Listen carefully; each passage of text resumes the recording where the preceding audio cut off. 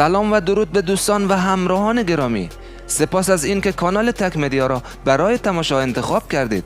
نیروهای ویژه آموزش دیده ترین و مخوف ترین واحدهای نظامی کشور هستند که برای مقاصد و اهداف خاص تربیت می شوند. آنها به جاهایی می روند که سربازان عادی جرأت پا گذاشتن به این مکانها را ندارند. تهدیدهای بالقوه را برطرف می کنند، هدفهای استراتژیک را فتح می کنند و مأموریت‌های نجات را شجاعانه و با کمترین تلفات انجام می دهند. همراه ما باشید تا برترین و مخوفترین نیروهای ویژه کشورهای اسلامی را به شما معرفی کنیم. از آنجایی که اطلاعات این نیروها به شدت محرمانه هستند، به طور قطع نمیتوانیم این نیروها را رتبه بندی کنیم. بنابراین بدون هیچ رتبه بندی 8 نیروی ویژه برتر کشورهای اسلامی را به شما عزیزان معرفی میکنیم.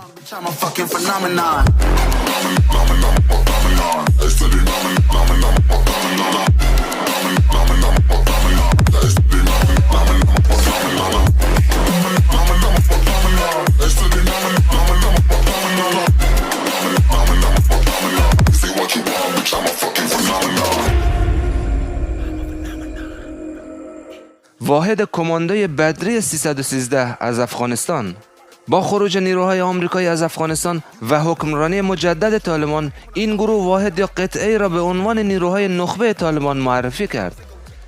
تصویری که ما معمولا از جنگجویان طالبان در ذهن داریم، لباسهای بلند و سنتی همراه با دمپایی و سوار بر موتورسیکلت است، ولی سربازان واحد ویژه طالبان بسیار متفاوت با این تصویرها می باشند. نام این واحد بدری 313 عنوان شده و سربازان این واحد به جدیدترین سلاح‌ها و تجهیزات نظامی مانند تفنگ‌های امچار کاربین، جلیقه‌های ضد گلوله، دوربین‌های دید در شب و خودروهای هاموی مجهز هستند. آنها همچنین بسیار حرفه‌ای و آموزش دیده به نظر می‌رسند که این خود جای تعجب است، چرا که ساختن چنین واحد ویژه‌ای در این مدت کوتاه بعید به نظر می‌رسد. واحد کماندوی بدری 313 رابطه تنگاتنگی با گروه تروریستی حقانی دارد و به احتمال قوی زیر نظر همین گروه آموزش دیده است. نام این واحد از جنگ بدر گرفته شده که در آن جنگ پیامبر اسلام با 313 سرباز بر دشمنان خود پیروز شد. Yeah, you better listen. I'm bringing heat. You'll be a fan when I start rapping. Way I'll have your fucking head spinning. I'm known as spit vicious. Release bombs and go tick tick. Boom, you blow me that head missing. I'm a phenomenon. Stacking cheese like it's Parmesan. 8 different flows, call me Octomom. I'm moving fast like the Autobahn, and I'm independent, so I'm not your fucking star. واحد ویژه بلک کبرا از مصر. بلک کبرا که به یگان 777 نیز معروف است، واحد ویژه ضد تروریسم و عملیات‌های ویژه ارتش مصر است که در سال 1978 توسط انور سادات رئیس جمهور وقت این کشور ایجاد شد. با توجه به اینکه در آن سال انور سادات مشاوران نظامی شوروی سابق را از کشور اخراج کرد و تلاش‌های نیز برای صلح با اسرائیل انجام داد، فعالیت‌های تروریستی به شدت در مصر افزایش یافت و سرانجام واحد ویژه 777 که بعدها به واحد کبرای سیاه معروف شد به وجود آمد. این واحد چندین عملیات هواپیمابری را با موفقیت خنثی کرد و جان گروگانها را نجات داد. تخصص اصلی کماندوهای کبرای سیاه مقابله با عملیات‌های تروریستی مثل گروگانگیری است. با این وجود آنها در زمینه‌های جنگ نامتقارن و یا عملیات‌های مخفی در خاک دشمن نیز تخصص دارند. امچار کاربین، HKG-36، MP5 و MP7 از جمله سلاحی هستند که مورد استفاده کماندوهای بلک کبرا قرار می‌گیرند. این واحد ویژه هر سال تمرینات منظمی با تیم 6 نیوی سیلز آمریکا و واحد GIJN فرانسه دارد.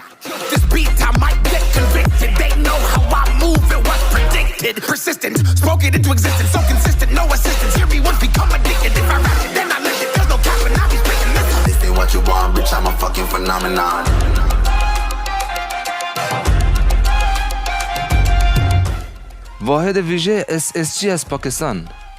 من دلیر هستم شعار واحد عملیات ویژه ارتش پاکستان است.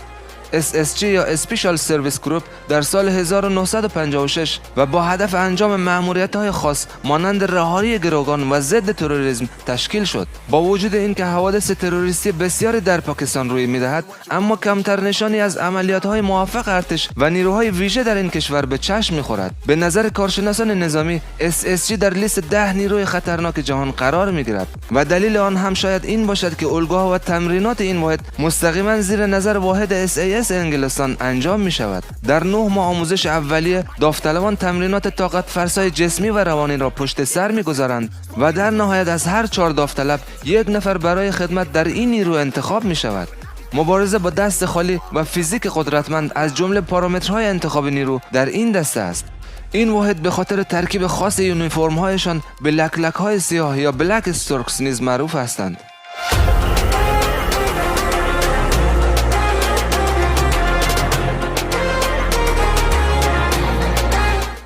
واحد ویژه کوپاسکا از اندونزی. واحد عملیات ویژه کوپاسکا متعلق به نیروی دریایی اندونزی واحدی از ارتش این کشور به حساب می آید که شدیداً از واحد سیلز نیروهای دریایی ایالات متحده تأثیر پذیرفته و عمده تمرینات و تاکتیک های این نیرو از این واحد آمریکایی الگو برداری شده است. کشور اندونزی در جنوب شرقی آسیا از تعداد زیادی از جزیره‌های کوچک تشکیل شده و جغرافیای این کشور لزوم وجود یک نیروی دریایی نیرومند و همچنین یگان عملیات ویژه دریایی را بیش از پیش گوشزد می‌کند. با اینکه تخصص اصلی نیروهای ویژه کوپاسکا مأموریت‌های زیر آب، عملیات‌های مخفی در عمق خاک دشمن و عملیات‌های شناسایی است، ولی سربازان این واحد تخصص بسیار بالایی هم در عملیات‌های ضد تروریسم و راه‌های گروگان دارند. تنوع تسلیحات بسیار گسترده‌ای بر این واحد وجود دارد که در آن انواع سلاح سبک ساخت روسیه، آمریکا و اروپا به چشم می‌خورد. اشتایر AUG و M4 کاربین از سلاح‌های رایج در این تیم میباشند. داوطلبان این واحد در یک دوره آموزشی 9 ماهه تحت شدیدترین تست‌ها و تمرینات روحی، روانی و جسمی قرار می‌گیرند و معمولاً از هر 300 نفری که برای عضویت در این یگان وارد می‌شوند، نهایتاً 20 نفر موفق به پایان رساندن دوره آموزشی می‌شوند و به عضویت واحد ویژه کوپاسکا در می‌آیند. شعار یگان ویژه کوپاسکا این است: هیچ مانعی که نتوان آن را شکست داد وجود ندارد.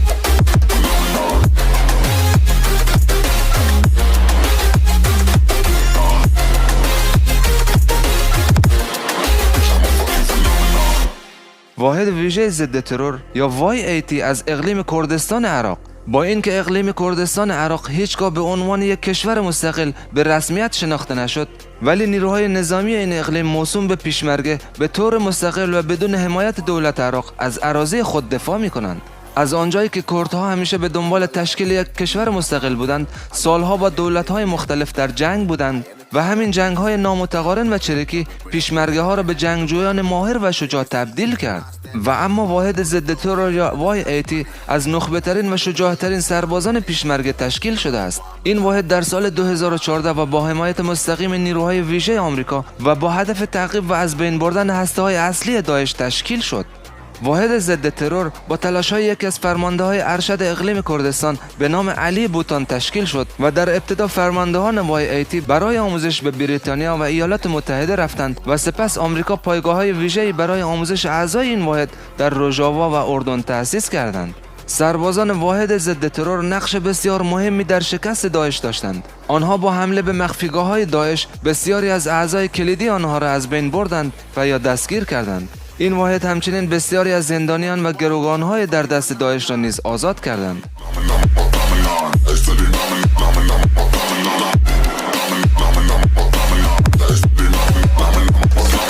واحد فرماندهی نیروهای ویژه OKK از ترکیه. واحد ویژه OKK متشکل از نخبه‌ترین و جانسخت‌ترین نیروهای نظامی ارتش ترکیه است که وظیفه آنان انجام عملیات‌های ویژه‌ای است که فراتر از توانایی‌های سایر واحدهای نظامی است. این یگان در سال 1992 تأسیس شد و دستورات خود را به طور مستقیم از ستاد کل ارتش ترکیه دریافت می‌کند. نیروهای ویژه ترکیه برای اولین بار در سال 1970 به عنوان نیروهای رزمی و کمکی شروع به فعالیت کرد و بعدها با ظهور خطرات خارجی پس از جنگ خلیج فارس و تهدیدهای گروه جدایی طلب PKK در سال 1992 به طور رسمی با عنوان واحد عملیات‌های ویژه و ضد تروریسم ایجاد شد. واحد OKK ترکیه در سال 2004 در مسابقات قهرمانی نیروهای ویژه جهان که در کشور آلمان برگزار شد مقام اول را کسب کرد. در یکی از معروفترین عملیات‌های این واحد در سال 1999 عبدالله اوجالان رهبر گروه PKK را در فرودگاه نایروبی کنیا ردیابی و دستگیر کردند.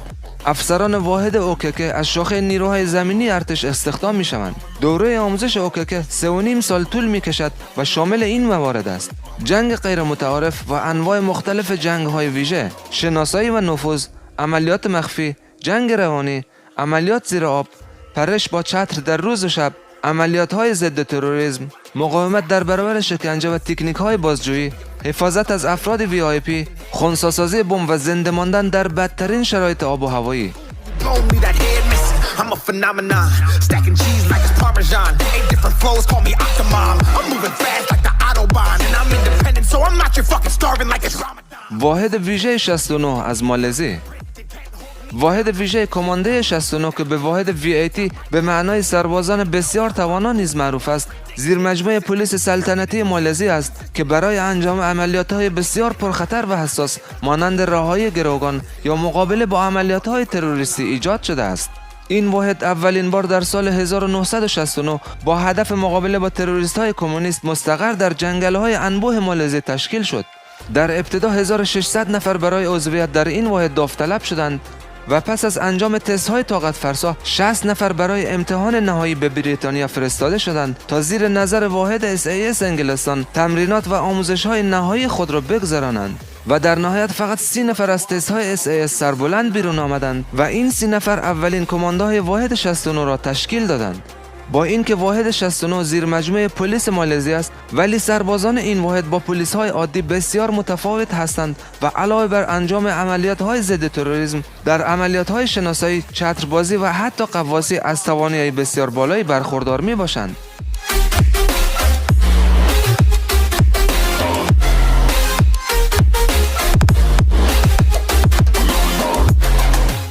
تیپ 65 نوحد از ایران. تیپ 65 نیروهای هوابرد، به اختصار تیپ نوحد، یگان ویژه تکاوران متعلق به ارتش ایران است که در حال حاضر از آنها به عنوان زبده‌ترین نیروهای ویژه ایران یاد می شود. این یگان به خاطر یونیفرم‌های مخصوصشان به کلاه سبزها نیز مشهور هستند. نیروهای ویژه ارتش ایران اولین بار در سال 1332 شکل گرفت که در آن سال 10 نفر از بهترین و زبده‌ترین سربازان ارتش شاهنشاهی برای آموزش‌های ویژه به فرانسه اعزام شدند و این نیروها در بازگشت تیپ نوحد را تشکیل دادند. آموزش‌های اولیه تیپ نوحد توسط کماندوهای واحد SAS در اسکاتلند انجام شد. داوطلبان تیپ نوحد بعد از پشت سر گذراندن تست‌های اولیه وارد دوره آموزشی 9 ماهه می‌شوند که در این 9 ماه آنها شدیدترین و طاقت فرساترین آموزش‌ها و تمرینات روحی و جسمی را پشت سر می‌گذارند. آموزش‌های مانند جنگ چریکی، ورزش‌های رزمی و دفاع شخصی، چتربازی، رهایی گروگان، دوره ضد تروریسم، دوره تخصصی مخابرات، جنگ شهری، غواصی و نجات غریق، خنثی‌سازی بمب و عملیات‌های شناسایی و ضربتی در خاک دشمن. مهمترین عملیات نوحد قبل از انقلاب عملیات ظفار بود که در این عملیات تکاوران نوحد به دستور محمد رضا شاه به عمان فرستاده شدند تا با شورشیان این کشور مبارزه کنند. بعد از انقلاب اسلامی و شروع جنگ 8 ساله ایران و عراق، تیپ نوحد عملیات‌های بسیاری را در جنگ با عراق انجام دادند که از مهمترین آنها میتوان به جنگ خرمشهر و عملیات بیت المقدس اشاره کرد.